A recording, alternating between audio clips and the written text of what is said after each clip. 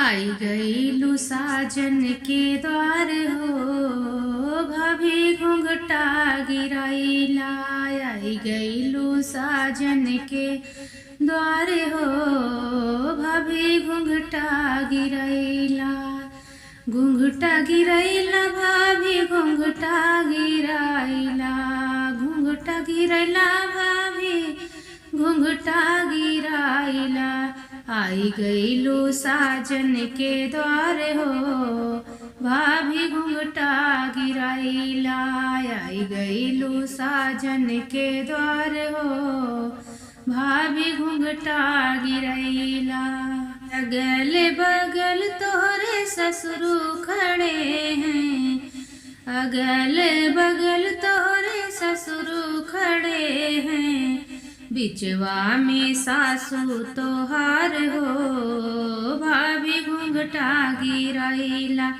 बिचवा में सासू तोहार हो, भाभी घूंघटा गिराइला।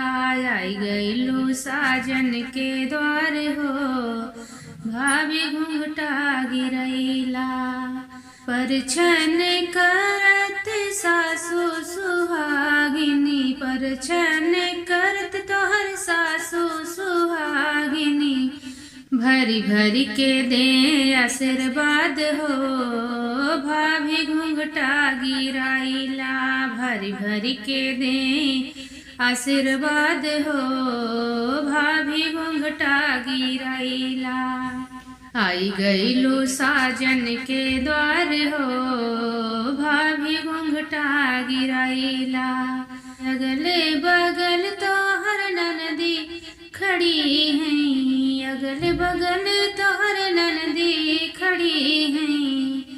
अरे बिचवा में साजन तोहार हो, भाभी घूंघटा गिराइला।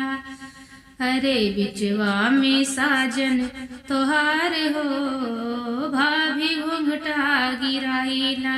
आई गईलू साजन के द्वार हो, भाभी घूंघटा गिराइला। देखी देखी खुश भाई जेठानी, देखी देखी खुश भाई जेठानी। खुश भाई ससुरे के लोग हो, भाभी घूंघटा गिराइला।